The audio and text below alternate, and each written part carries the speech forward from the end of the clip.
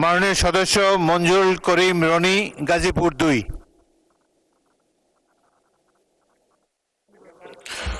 বিসমিল্লাহির রহমানির রহিম। মাননীয় স্পিকার, আপনাকে ধন্যবাদ এবং অভিনন্দন। শুকরিয়া আদায় করি মহান আল্লাহ তাআলার প্রতি। আপনার সময় 6 মিনিট। ধন্যবাদ মাননীয় স্পিকার।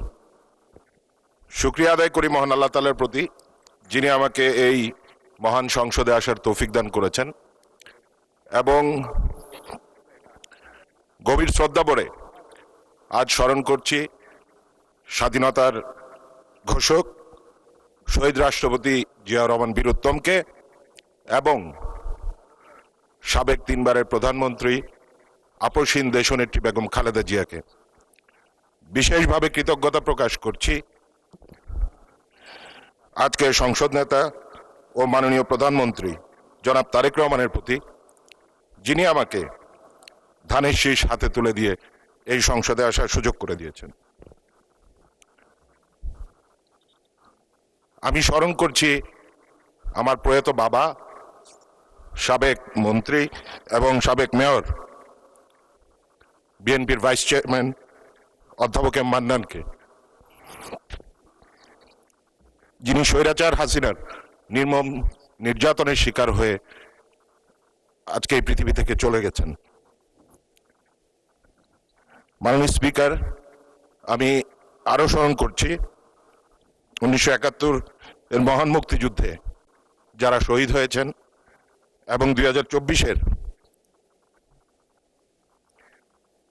জুলাই আন্দোলনে আমরা যাদেরকে হারিয়েছি, যারা শহীদ হয়েছেন।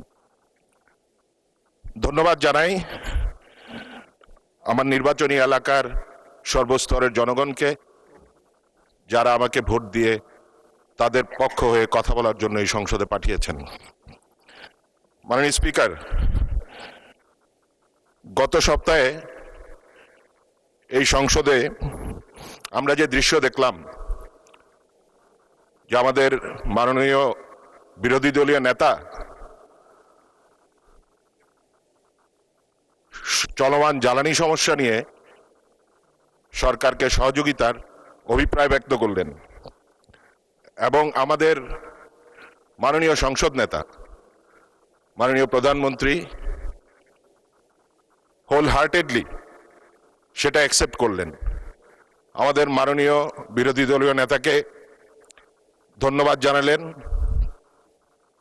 এবং আমাদের বিরোধী দলের সকল সদস্যদেরকে উনি ধন্যবাদ জানালেন। কিন্তু আজকে মাননীয় প্রধানমন্ত্রীর নেতৃত্বে মাত্র 2 মাসের সরকার এই অল্প সময়ে যে সফলতা অর্জন করেছে, আজকে এই সফলতা দেশে বিদেশে প্রশংসিত হচ্ছে মাননীয় স্পিকার। এমনকি নতুন নেপালের সরকার, তারাও কিন্তু আমাদের মাননীয় প্রধানমন্ত্রীকে অনুসরণ করছে মাননীয় স্পিকার। কিন্তু আফসোসের বিষয় যে আমাদের বিরোধী দলের পক্ষ থেকে একটা ধন্যবাদ বাক্য আমরা শুনতে পেলাম না মাননীয় স্পিকার। মাননীয় স্পিকার, দীর্ঘ আন্দোলন সংগ্রামের পর অবাধ, সুষ্ঠু এবং একটি নির্বাচনের মাধ্যমে আমরা এই সংসদ পেয়েছি। আমরা একটি প্রাণবন্ত এবং রোমাঞ্চকর সংসদই চেয়েছিলাম। মাননীয় স্পিকার, বিরোধী দলের নেতা বলেছিলেন যে উনি নাকি আমাদের মন পেতে যাচ্ছেন, কিন্তু পাচ্ছেন না। আমাদের মন কিভাবে পাবেন মাননীয় স্পিকার? ওনারা যদি জুলাই আন্দোলনকে তাদের একক অর্জন বলে দাবি করতে চান, তখন তো আমাদের মন ব্যথিত হয় মাননীয় স্পিকার। তখন তো আমরা তাদেরকে এই মন কিভাবে দিব মাননীয় স্পিকার? মাননীয় স্পিকার, কিছুদিন পূর্বে বিরোধী দলের এক সদস্য এই সংসদে বলেছিলেন যে তৎকালীন জুলাই আন্দোলনে স্বরাষ্ট্রমন্ত্রীকে দেখিয়ে এক পুলিশ অফিসার যে ভিডিও দেখাচ্ছিল যে একটা গুলি করলে একটাই মরে, বাকিরা সরে না, যারা সরে না এটা নাকি তারাই ছিলেন মাননীয় স্পিকার। সেখানে তো আমরাও ছিলাম মাননীয় স্পিকার। তাহলে আমাদের 400-রও অধিক সহযোদ্ধাকে আমরা কিভাবে হারালাম? মাননীয় স্পিকার, এই সংসদের প্রথম দিন থেকেই আননেসেসারি একটি জুলাই সনদ নিয়ে বিতর্ক শুরু করেছেন মাননীয় স্পিকার। আজকে আমি একটি সত্য তুলে ধরতে চাই। 2018 সালে কোটা আন্দোলন হয়েছে, 2024 সালেও কোটা আন্দোলন হয়েছে, এবং অনেকেই হয়তো জানেন না আমাদের মাননীয় প্রধানমন্ত্রী 2014 সালের 15 জুলাই লন্ডনের টাওয়ার হিলে একটি সমাবেশে উনি ঘোষণা দিয়েছিলেন যে বিএনপি যদি রাষ্ট্র পরিচালনার দায়িত্বে কখনো আসে তাহলে এই যে কোটা সমস্যা, এই কোটাকে 56% থেকে কমিয়ে 5%-এ আনা হবে। আমাদের মাননীয় প্রধানমন্ত্রী কতটা বিচক্ষণ, কতটা দূরদর্শী মাননীয় স্পিকার, যে আজ থেকে সেই 2014 সালেই তিনি সেটা উপলব্ধি করতে পেরেছিলেন। মাননীয় স্পিকার, 2024-এর গণহত্যার দাগ লেগে আছে আওয়ামী লীগের হাতে, 90-এর ছাত্র হত্যার দাগ লেগে আছে জাতীয় পার্টির হাতে, আর 71-এর গণহত্যার দাগ লেগে আছে আরেকটি দলের হাতে। মাননীয় স্পিকার, বিএনপি মাননীয় সদস্য, আপনি 2 মিনিটে আপনার বক্তব্য শেষ করেন। 2 মিনিট। মাননীয় স্পিকার, বিএনপি একমাত্র দল যাদের হাতে কোনো রক্তের দাগ নেই। বিএনপি হচ্ছে বাংলাদেশের মানুষের আশ্রয়স্থল এবং বিএনপি গণমানুষের অধিকার নিয়ে, গণতন্ত্র নিয়ে কাজ করে, এবং আজকে আমাদের গর্ব করা উচিত যে আমরা এমন একজন প্রধানমন্ত্রী পেয়েছি যিনি নিরলসভাবে এই বাংলাদেশের মানুষের জন্য কাজ করে যাচ্ছেন। মাননীয় স্পিকার, আমরা দীর্ঘ 17 বছর রাজপথে ছিলাম। আই রিপিট, মাননীয় স্পিকার, 17 বছর। এখানে আমার ডান পাশে যারা বিরোধী দলের সদস্যরা আছেন তাদের অনেকের রাজনৈতিক ক্যারিয়ারও হয়তো 3-4 বছরের বেশি নয়। তো মাননীয় স্পিকার, আমাদেরকে রাজপথের হুঙ্কার দিয়ে রাজপথে আন্দোলনের কথা বলে লাভ নেই।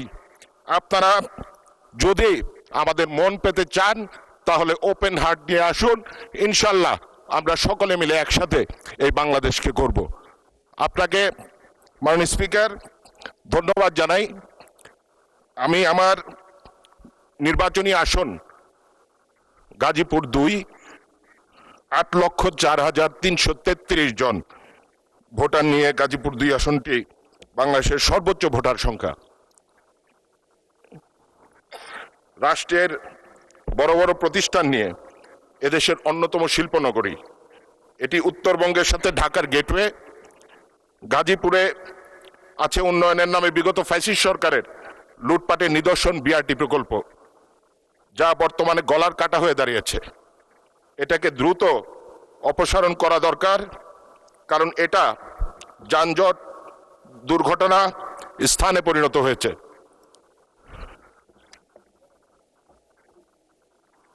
এটাকে সরিয়ে এলিভেটেড এক্সপ্রেসওয়ে। ধন্যবাদ মাননীয় সদস্য। আচ্ছা, 1 মিনিটে শেষ করেন। মাননীয় স্পিকার, আরো মাননীয় স্বরাষ্ট্রমন্ত্রীকে অনুরোধ করছি, মাদকের বিরুদ্ধে আমাদের মাননীয় প্রধানমন্ত্রী যে 0 টলারেন্স নীতি ঘোষণা করেছেন তার আওতায় গাজীপুরকে বিশেষ নজর দিতে। এখানে গাজীপুরের তরুণদের মাদকের ছোবল থেকে বাঁচাতে না পারলে শিল্প, বাণিজ্য এবং ঢাকা শহরের নিরাপত্তা বিঘ্নিত হবে। মাননীয় স্পিকার, আমরা বর্তমানে মাদক সেবীদেরকে ধরা হচ্ছে, কিন্তু মাদকের বড় বড় ডিলাররা কিন্তু বেঁচে যাচ্ছে। তো সুতরাং আমি মাননীয় স্বরাষ্ট্রমন্ত্রীকে অনুরোধ করব যে একটা পলিসি করার জন্য যেন ড্রাগ ট্রাফিকিংকে আমরা কন্ট্রোল করতে পারি। মাননীয় স্পিকার, ধন্যবাদ। আসসালামু আলাইকুম।